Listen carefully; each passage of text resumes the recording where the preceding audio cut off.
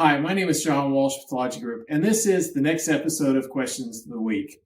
Everybody knows that with the pen, most people know that with the pen stylus, it has a button on the tip and two buttons on the side, and you can use any button to digitize. Well, somebody contacted me this week, and they're having a problem that they're trying to use the bottom point of the pen, but they keep accidentally pushing a side button, and they're getting extra points. He asked me what he could do about that. Well, I have a low-tech fix. What I do is I take a pen stylus and I just put masking tape around and cover up the buttons. That keeps me from pushing the buttons. And then I can just use the bottom tip. It works really well, and this is what I actually use all the time. Second question I got this week was, people have noticed in my videos that I sometimes have cardboard underneath the computer. Why do I have the cardboard?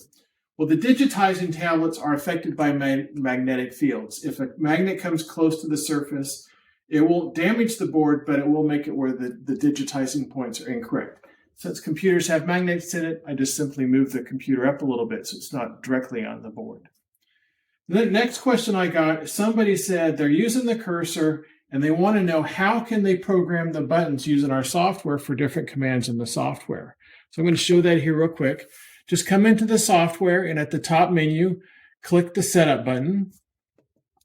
And then there's a button down here that says change cursor buttons. And now I can come in here and I can assign a command to every single button. What I like to do on the buttons is buttons 4, 5, 6, and 7. I like that to be the commands trace, line, arc, and curve. And then I like to have this button down here to be my stop button. So I just come in here and button 4, I assign that to be trace. Button 5, I assign that to be a line. Button 6, I assign that to be an arc. And button 7 to be a curve.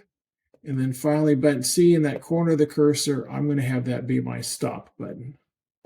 And then I just come in here and click Save. And then I close that. And then I got to come into Options, and I got to turn those buttons on. We have a command here in Options, Use Cursor Commands. I'm going to switch that to On. Click Save, and then click Close. And now I can come in here and I can push those buttons and change those. So right now it's on Trace. I now push the button and now switches it to Line, switch it to Arc, switch it to Curve Fit, and then I can stop all the buttons from the different cursor.